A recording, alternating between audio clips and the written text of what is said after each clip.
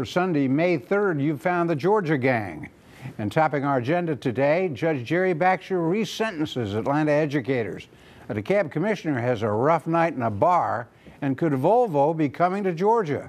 Some of the stories up for grabs on the Georgia Gang. From the Fox 5 studios, the Georgia Gang starts now. We're glad you could be with us on this first Sunday in May. Spring, I think, is finally here.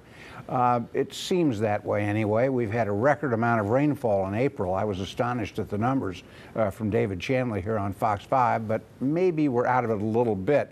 We're going to begin in Atlanta Superior Court, Fulton County Superior Court, where Judge Jerry Baxter had an attack of conscience, as he didn't use those words, but essentially that's what he said. And he resentenced the three educators in the Atlanta cheating scandal and reduced those sentences, Alexis, and you and I were on the side of leniency there. Right. It significantly reduced the sentence from the 20-year sentence to serve 7 to a 7-year sentence to serve 3, and then reduced the fine from, what, $25,000 to $10,000, and then the community service hours.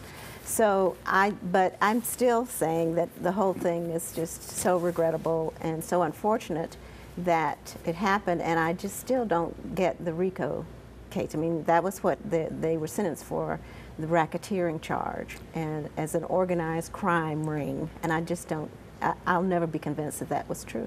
Now we have Theron Johnson sitting in for Jeff Dickerson today. Theron, glad you could be with us. I want to clarify for some viewers. I thought the sentences were too long, but I do think a prison term is acceptable. I just thought 7 years was way too much. I happen to think 3 years might be a year too high.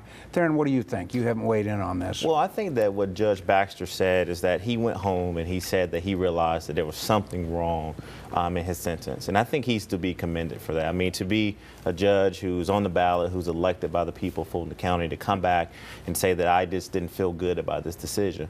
But the one thing that the judge said... He said he was soon be putting himself out to pasture. He did and say that. And he didn't want to go to the pasture. He did say that. He did say that. Conscience. But the thing that he talked about also, Dick, was about how this is a systemic problem in our community, and that we've got to focus on poverty.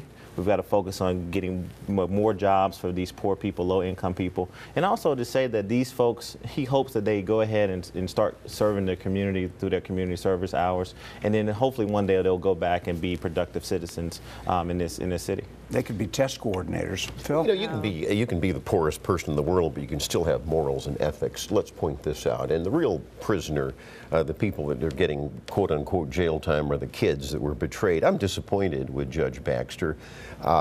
2 weeks ago, I thought he did a good job. You had to send a national message that cheating these kids is not going to be tolerated. And you know, I've talked to a lot of lawyers this week. You don't start negotiations after you convict somebody. That's pretty at flaky. least he admitted he was wrong and they acted in temper. Well, who got to him is my question. But Phil, I don't think it's that. Guess what, Phil? Judges have conscience too.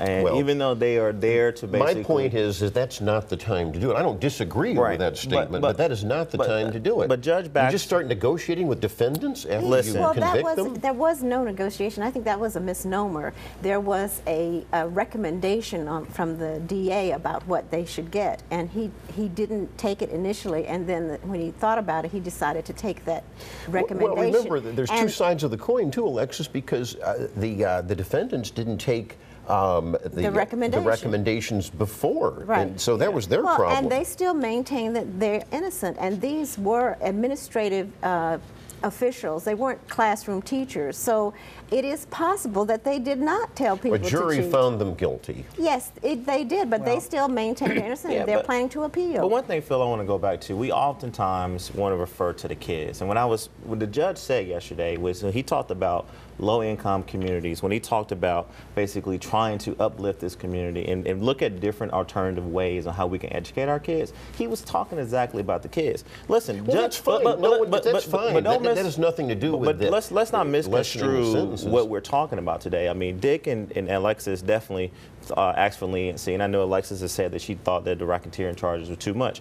Judge Baxter, he didn't back off that he wanted to send these defendants to jail. I think what he said was, and you got to pay attention to, you got to see the whole raw footage, is at the end he said that he hopes that these people look at what happened and that we start doing what's right about our kids, and that these teachers will lend themselves. And then Well, and I also, agree and with also all, talk that's about a this. nice speech, and I agree with all of No, that. it's The point is, if you go back and read Mike Bowers and Richard Hyde's report, you will see the outrages that occurred. You will see the systematic top to bottom cheating parties. No one is defending cheating. Well, that's there why was you clearly, need a stiff there was sentence. clearly Well, some of these cheating people are claiming they didn't do it. I want to this change day. the subject, but I want the last word. Again, Alexis, you'll be shocked. I'm going to agree with you. Okay. I think one of the reasons that all this cheating went on was because these kids were so far behind by the Yes. time that they got the grades in question that there was no way they were going to improve their test scores That's or right. pass the test. That's the sad part, and that's you know That's I'm just what I don't really disagree. addressed. I don't disagree with that. but I think doesn't condone it. somehow an earlier childhood intervention, fewer single families, fewer single mothers, more marriage, more Well, responsibility. I That's agree. You what's forgot needed. to say that and in your older platitudes. parents. I mean, what we have here is children raising children in impoverished communities where they don't have the kind of support that these kids need before they start school. All right, so let's change the subject. A story that's a little bit murky to me. We've been kind of cynical here about the Atlanta streetcar, the streetcar that goes few places. But the director of the streetcar has resigned. Contract up there, and what do you think? Yeah, basically, his contract was up, so it wasn't really a resignation. I mean, he had done a good job of getting the streetcar sort of rolled out.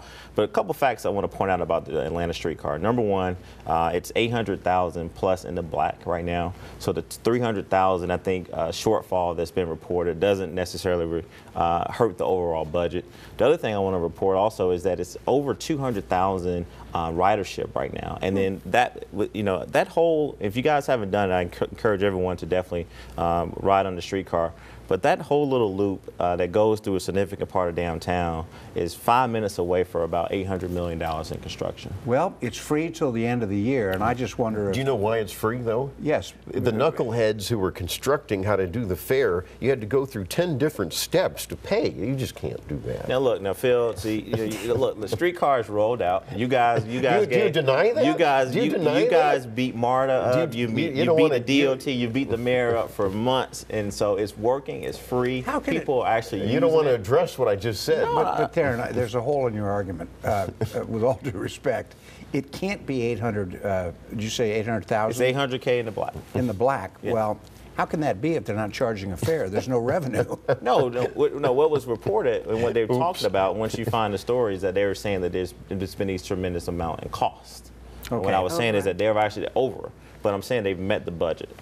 Dave. All right, I'm going to stay in Atlanta. I'm going to save DeKalb for the next segment here. A couple of quick things. The Falcons officially borrowed $850 million, right? Which is no surprise. This To is build the stadium. what they That's were good. That was planning. the headline kind of startled me Yeah, because I thought yeah. it was $850 million more. No, No, it's that- just the that- main thing. Yeah. The Braves announced an Omni Hotel at their site in Cobb County. That'd be fun. Sit in a hotel room and, So you and can watch wait for the the game. traffic to go away. And that's more revenue. More revenue for Cobb County. All right, we're going to turn to DeKalb County after the break, and I picked up a line from folks you know, Theron, who said that DeKalb County these days is brought to you by the Clayton County Chamber of Commerce. Stay with us. Have a question or comment for the Georgia Gang? Visit their website at myfoxatlanta.com. We're going to need a giant whiteboard with little boxes to follow all the goings-on in DeKalb County. For example, the chief of the head of the Zoning Board of Appeals is the subject of a subpoena, and the threads are starting to come together on this fellow who has pleaded guilty to bribing public officials because he wants to turn, you can't make this stuff up, he wanted to turn billiard parlors into strip clubs, have the back room with the strip clubs, and there were a bunch of locations. And I suspect that's why the subpoena went to the ZBA guy, Darrell Jennings, because one member of that board has already pleaded guilty to taking a bribe. You really can't follow it all, but the better story this week, the one you can understand, is Commissioner Stan Watson. He had a very rough night in a bar some time ago, a rough night. And there were two young women there, and he accused them of taking his wallet. And he got into a near confrontation with them, and apparently it was pretty ugly. And you But remember, it was a confrontation. there was a confrontation, and he was she was taken, one of the women was taken into custody. He was not. Remember, that was controversial at the time because he'd apparently been drinking. But then the irony is, or the oddity, not the irony, just the oddity, he found his wallet in his car. Right. Much ado about nothing. There all the time. But court ruled this week, $150,500 judgment to the two women because of that rough night in the bar. And he's also the subject of some federal scrutiny for some other cases we don't know to the degree to which he is. Well, I will say this. I think the rough night in the bar is going to be the least of his problems from what I'm hearing from law enforcement sources all over DeKalb County. You've given a good thumbnail sketch, Dick, but I'm told that this whole corruption investigation, it goes from top to bottom in DeKalb County. It's going to be as big, if not bigger, than the Atlanta public school cheating scandal. Well, and I keep hearing there's a possibility that there will not be a quorum on the Board of Commissioners. Now let's turn to the school board. The school board is sort of, the DeKalb School Board, that is sort of good news and bad news. The good news is the school board announced this week, the school system announced this week that it has an $80 million surplus. That's not as good as it seems because if enrollment increases, of course, that surplus starts to disappear.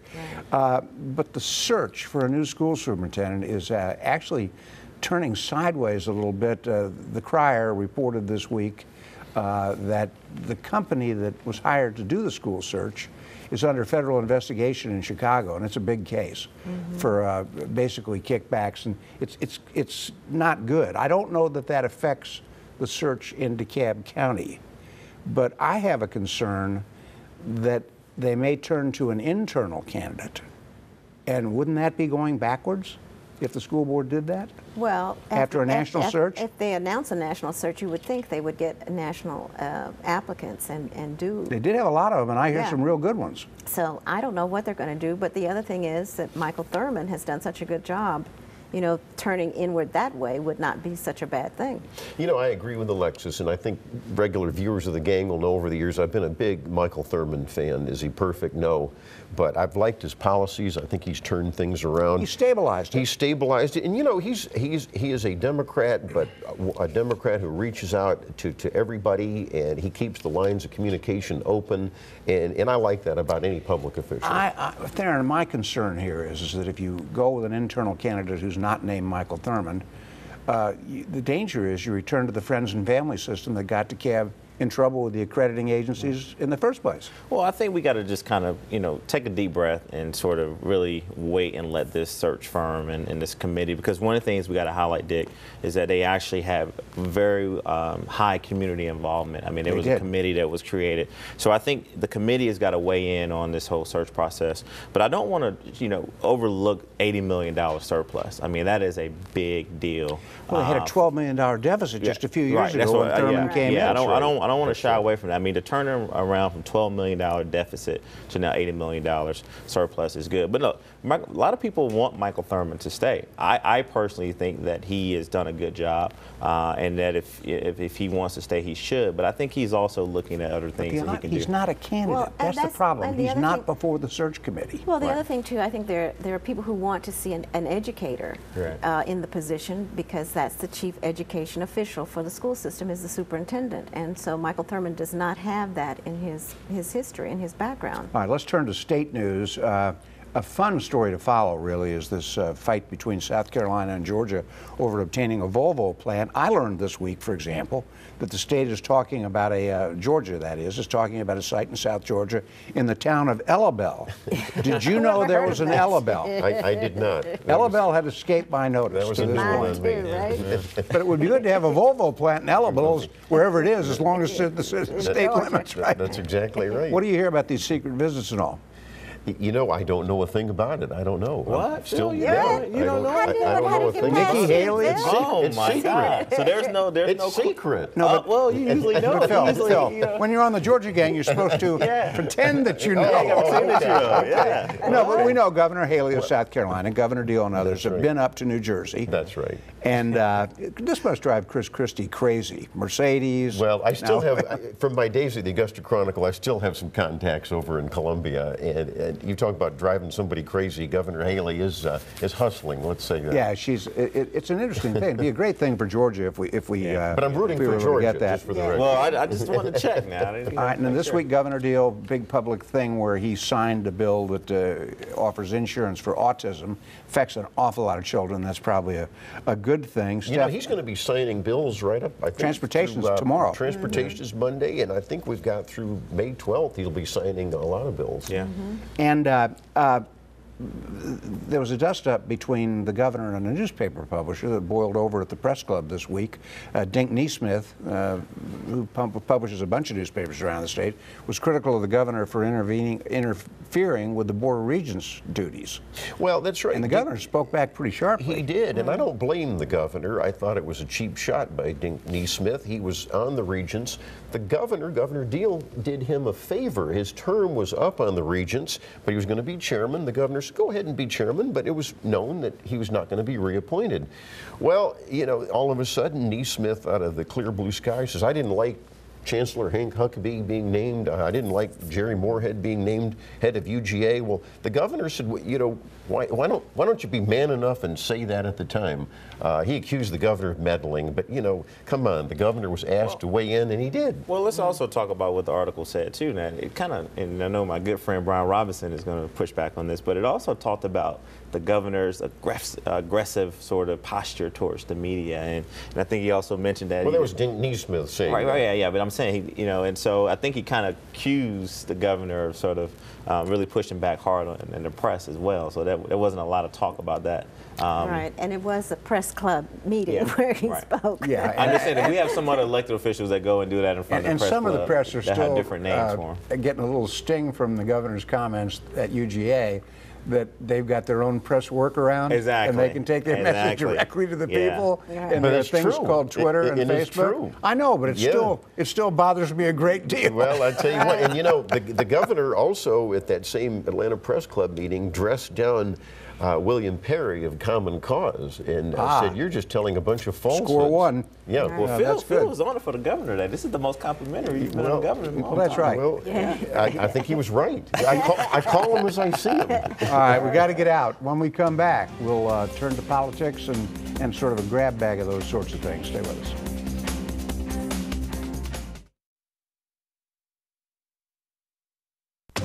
Have a question or comment for the Georgia Gang?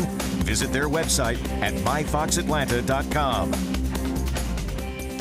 The economy, the government says, grew 0.2% in the first quarter. This is typical of Obama's performance as president over the last 7 years. Come on, Not true, Dick. Come Dick. on. It is a disaster. He had over almost 70 months of straight job growth. He has got the highest approval rating in the last 2 years as far as the American people believing that he's growing this economy. And he had I mean, you can't overlook the 70 months of straight Record growth. underemployment. Record 0.0. underemployment. Well, That's got to bother Well, you. We know how underemployment is reported, Phil. I mean, I don't have to tell you that it's all about who's actively seeking work. The And- average wage is lower now than when he took office. You forgot to mention No, that. I'm All right, let me. But I want to jump around a little bit. I'm just making the point. 0.2%. That's outrageous. Is a disaster for business. And it's a disaster. It is bad, but also It is bad. Can we quote it you? is. Well, it's bad compared to how it's been trending up since Obama took office. But the other thing is that this was one of the harshest winters we've had in several years with what? Boston had 30 feet of snow. So, I mean, that really has impacted business more than That's anything. global warming, you forget. That's See, right. I'll another- That's put exactly President Obama's economic record and job record against any Republican. Oh, that's a any laugh. day. We can put him up against That Bush. is a You look laugh. at did Bush You know, have, the Ron- did Ronald Bush Reagan- have Put him that up many- against Reagan? Ronald Come on. Reagan Put him up had against that Reagan. Put him up against unbroken Reagan. success. I guarantee you, President Obama is going to go down when his legacy is talked about and written as being one of the best presidents to grow our economy during that's this for recession. you. That's even a Let me stretch. turn No, to not a stretch. head It's true. scratcher. Let me turn to a real head scratcher. And this is an Obama administration decision that causes me to just scratch my head. In fact, I thought it was a joke. I like Gwen Keyes Fleming, the former solicitor and district attorney in DeKalb, even though she didn't prosecute any corruption back in her day as DA. She took a federal job and a pension and all that stuff to go to EPA as general counsel for the Southeast. This week, she was named general counsel of Homeland Security, overseeing immigration and terrorism and all those threats to our nation. How on earth is Gwen Keys Fleming qualified? Dare to defend that appointment. We should be applauding one of our own, one of Georgia's own, for basically getting this tremendous appointment. Now, let's not forget, she was a great DA for DeKalb County. Definitely, prosecuted cases that she needed to prosecute. Has done a outstanding job at EPA. I mean, has taken on one of the toughest agencies. No one disagrees with that. And no one disagrees with any of that. Security? But it'd be like making you head of the Federal Reserve. That would be a disaster. That's not your area. No, it wouldn't be a disaster. Nothing against you. We love you. Phil, I can do whatever I want to do. If you just God help us if you were.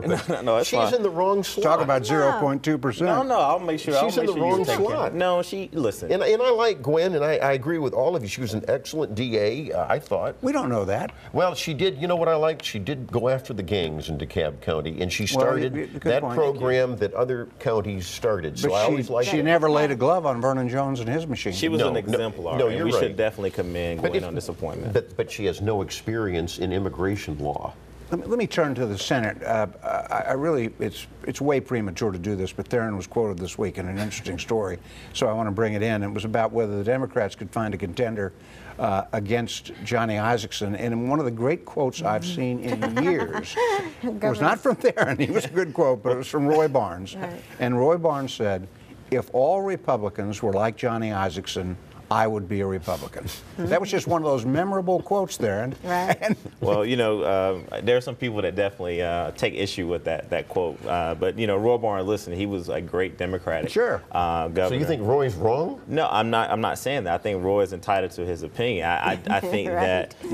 that a Republican is a Republican, and I think if Roy was probably pushed a little farther on that quote, he would say that there's definitely some things. And so you don't like Republicans? No. They're both Cobb. Look, Roy Barnes and Johnny Isakson served together. They're both from Cobb County. There's a long it was just a great expression. But to get it was a compliment. But can the Democrats have a challenger? No, I don't dislike Republicans at all, Phil. I think sometimes people think that you dislike Democrats, but where would they get that idea from? Well, I think if they turn on the television on Sunday. But no, listen, I think Democrats will be prepared to have a challenger. There's definitely a lot of candidates out there that should run, and for whatever circumstances may not run. But I think that also that we've got to really focus on getting together a coalition of people to really make sure that we focus on voter turnout. You made the point that the Democrats need to focus on turnout more than voter registration as you did last time around. Correct. We're out of time. I just want to, before we go to winners and losers, we need to keep an eye on the shooting near Underground on Thursday evening, just because it was strange. So bizarre. A woman shooting from the back of a squad car. And of course, with the events in Baltimore unfolding, you always want to keep your eye on that sort of thing. When we come back, winners and losers. Time now for the week's winners and losers. And we'll begin with you, Phil. I've got a winner that might surprise you. I've been a critic of Fulton County dysfunctional government for years, but things seem to be turning around since January. You've got some bipartisan agreement. You had a budget that was approved. You've got a new county manager, Dick Anderson, who everyone likes and knows business and knows management, is already turning things around. So that's my winner. My loser is Kasim Reed, the mayor of Atlanta. I was very disappointed that he supported the permissive mayor of Baltimore and said she was right. And I didn't realize it was when you're supposed to protect and serve people, I didn't realize you stand back and watch buildings burn and police get hurt. They need room to destroy, as she said. She's already talked about how that was not the intent of what she meant. In any case, I'm going to go on and congratulate Susan Booth, Pearl Clegg, and Crystal Fox for the 20th anniversary revitalization, is that what you call it, of the Blues for Alabama Sky at the Alliance Theater now in place. And so everybody should go check it out. It holds up 20 years later.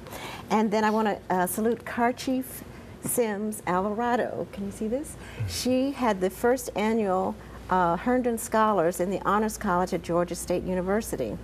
And they students from all different areas, participated in this course and talked about Herndon's support of Atlanta and its civil rights legacy. Good. Going back from 1909 all the way to the present. Thank you, Alexis. Theron. All right, I'm going to be quick with my winners because I got to respond to Phil. The Atlanta Hawks, I predict that they're going to win the series. Definitely did a wonderful job in Game 5, great. and hopefully they'll close that. Secondly, I want to congratulate KIPP Collegiate. I'm on the board for KIPP Metro Atlanta, and we're going to be graduating their inaugural class this May. And I just want to push back and make Phil my loser.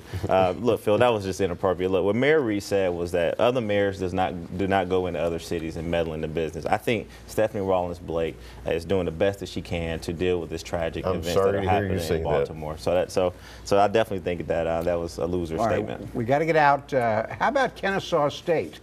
They've hired Al Skinner as their basketball coach. He was a big-time coach of the Big East, 5 straight NCAA trips for his Boston College team. We'll see what he can do at Kennesaw State. And Dan Uggla, the highest-paid Brave, comes back and clobbers us with home runs. Yeah. It just doesn't get any worse than that. See you next week on the Georgia Gang. The opinions expressed in this broadcast are those of the panelists appearing in this program.